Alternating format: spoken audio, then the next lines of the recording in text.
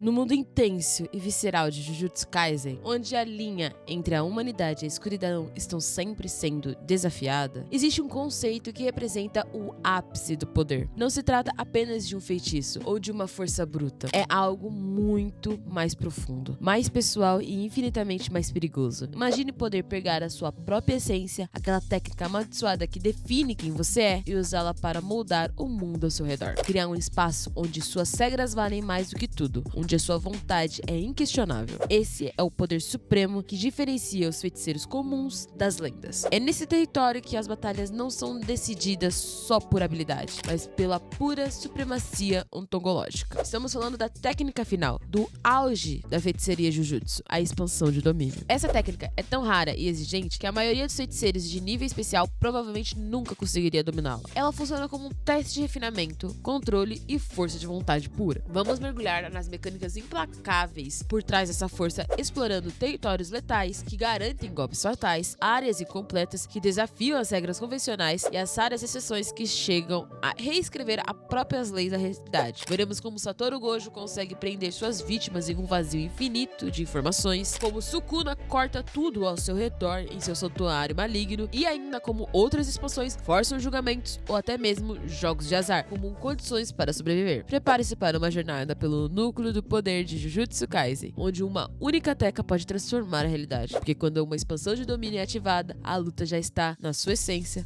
praticamente ganha.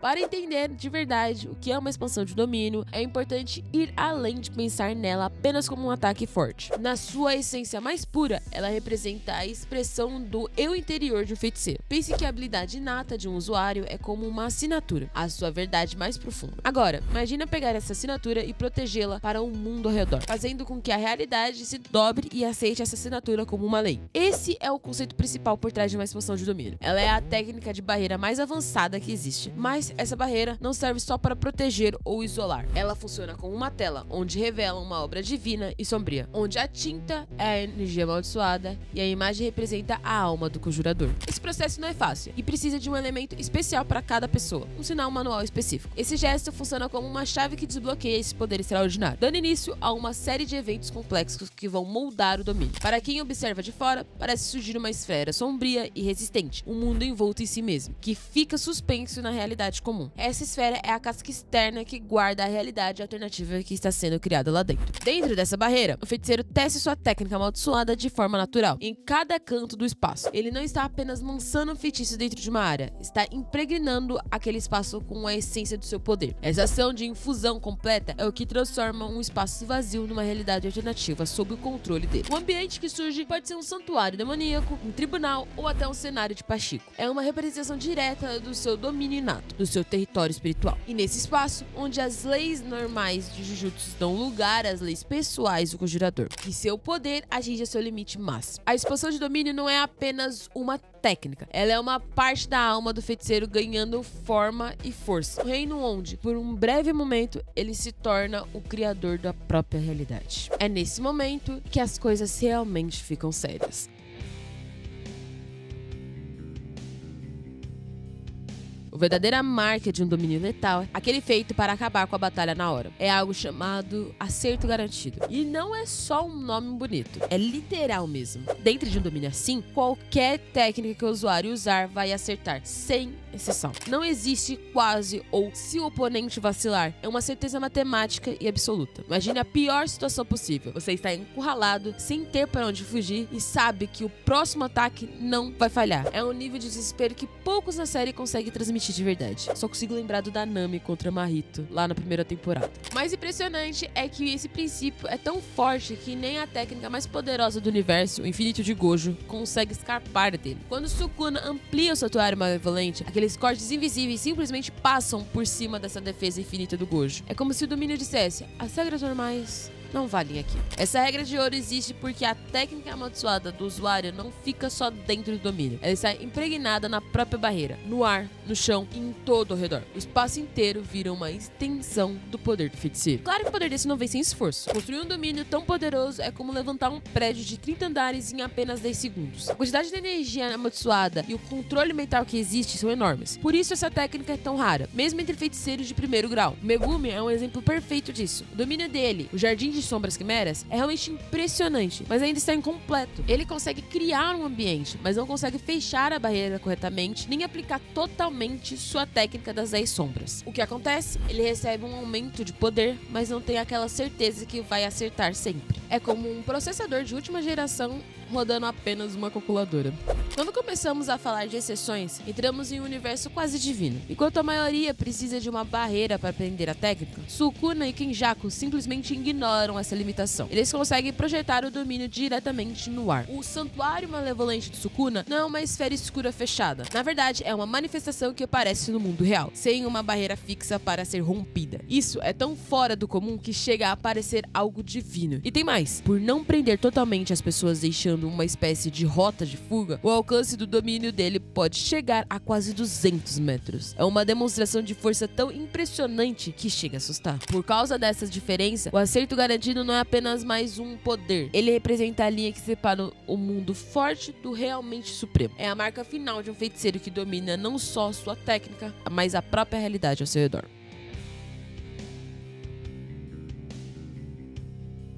Muita gente pensa que toda a expansão de domínio foi criada só para causar destruição, mas isso não é exatamente verdade. Se a gente olhar para a história do Jujutsu, vai perceber que os domínios nem sempre foram armas tão letais como conhecemos hoje. No passado, eles eram mais comuns justamente por terem um objetivo diferente, não matar, mas estabelecer regras. Pense assim, ser puxado para um espaço onde a violência física não pode acontecer, e lá você precisa participar de um jogo ou de um julgamento, onde a sua inteligência e a sua história são suas únicas armas. Essa era a prática antigamente, uma abordagem mais sutil, mas que também podia ser bastante perigosa. Um exemplo bem marcante nos dias de hoje é o Hiromi Higuruma. O domínio dele, a sentença mortal, é uma das raridades do mundo atual. Quando ele invoca este domínio, não aparece um exército de shinigamis ou uma tempestade de lava. Em vez disso, surge um tribunal. E aí que começa o verdadeiro pesadelo para quem acaba sendo pego. Dentro dele, a violência simplesmente não existe. Você é levado para um banco dos réus e precisa passar por um julgamento pelos crimes que realmente cometeu na vida, como um Shinigami juiz que conhece tudo sobre você. O Higuruma nem tem acesso às provas. Ele funciona como um promotor que precisa argumentar com base a um envelope lacrado entregue pelo juiz. E a punição pode ser a mais temida por qualquer feiticeiro: a perda definitiva de sua técnica amaldiçoada. Esse domínio não queima a sua pele, mas pode acabar com a sua identidade como feiticeiro. Isso mostra que o nível máximo do Jujutsu pode ser tão letal dentro de um tribunal quanto num campo de batalha, provando que às vezes as regras podem ser tão perigosas quanto a própria luta.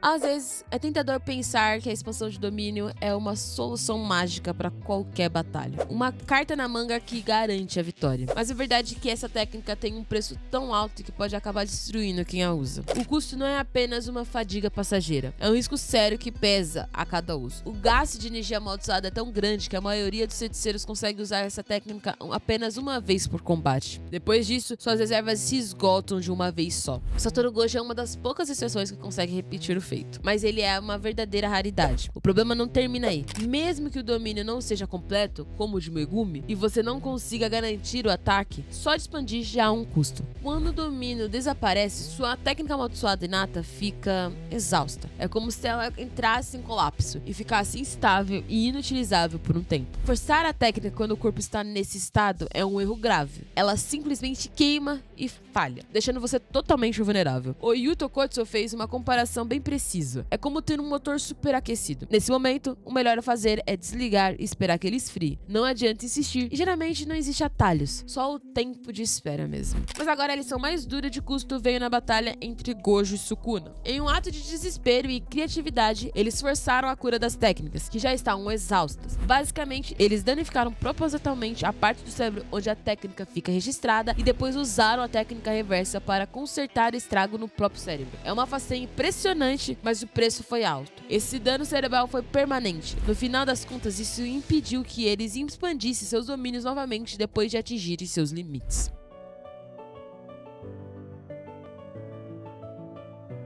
Se você acaba preso dentro de uma expansão de domínio, o que fazer? A reação mais comum de todo mundo seria tentar se proteger, né? Reforçar o corpo todo com a energia amaldiçoada que conseguir e esperar que o golpe não te alcance. Mas o problema é que o ataque de um domínio foi feito justamente para passar por qualquer defesa. É como tentar parar uma bala de canhão com um guarda-chuva. Não é uma estratégia inteligente, é só uma tentativa desesperada. Existem sim técnicas especiais para combater domínio, como o domínio simples, que funciona como uma chave mestra para desativar aquele efeito de acerto automático. No entanto, essas técnicas são muito raras e exigem um conhecimento profundo sobre barreiras, algo que poucas pessoas conseguem entender. Outra possibilidade é tentar escapar, mas sair de um domínio é quase impossível. O espaço dentro dele é uma ilusão, tudo fica distorcido. Você pode correr por horas e, na verdade, está andando em círculos, enquanto o conjurador está bem ali ao seu lado. E se por acaso você conseguir encontrar a borda da barreira, vai perceber que ela é extremamente reforçada por dentro. É como uma prisão perfeita. Porém, essa proteção toda tem um detalhe interessante. Para ser tão resistente por dentro, a barreira acaba ficando mais frágil na parte de fora. E aí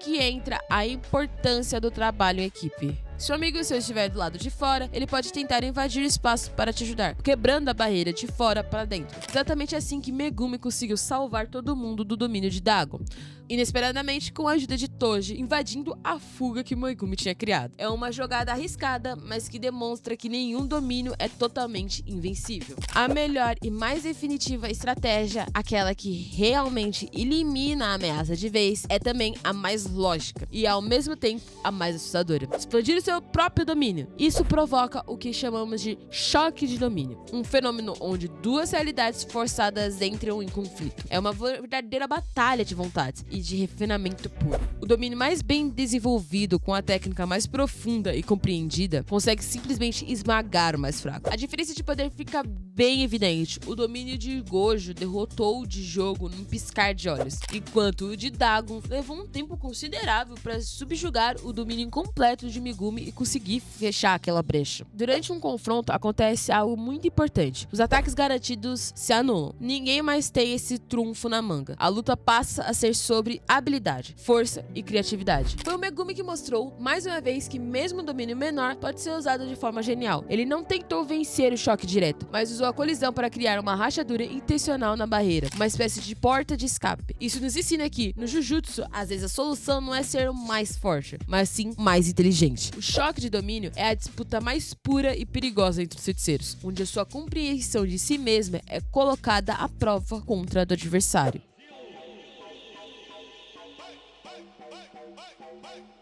Quando falamos de expansão de domínio, o que realmente é fascinante é que perceber como cada uma delas reflete profundamente a essência do seu usuário. Mais do que apenas um ataque poderoso, ela representa o mundo interior daquele feiticeiro. Vamos pensar no Mahito, por exemplo. A auto-incorporação da perfeição dele se apresenta como uma catedral sombria, feito de mãos entrelaçadas. E isso faz total sentido, pois o poder dele está em moldar almas. Dentro desse domínio, ele consegue literalmente segurar a existência do adversário na palma da mão, transformando a transfiguração ociosa em um julgamento rápido e inevitável. É uma expressão máxima da sua visão distorcida de que o corpo é só uma luva para a alma. O horizonte do cativante Skandar, de Dagon, revela uma ironia cruel. Ele cria uma praia que parece um verdadeiro paraíso, um cenário perfeito de férias, mas que na verdade esconde um oceano de pesadelos. Seus Shinigamis nem precisam estar presentes antes de te atacar. Eles simplesmente aparecem já devorando sua carne. É uma armadilha perfeita, uma beleza enganosa que ocupa a morte certa. E quem poderia esquecer do caos calculista de Kaijin Hakari? Sua aposta mortal indolente é como um cassino de Pachiko, onde sua vida vira uma ficha. Ele não joga com uma energia amaldiçoada, mas sim com a própria sorte. E quando essa sorte se vira contra ele, ele se transforma em um verdadeiro deus por 4 minutos e 11 segundos. Exatamente o tempo de sua música tema. É a personificação de alguém que abraçou o caos e transformou em poder.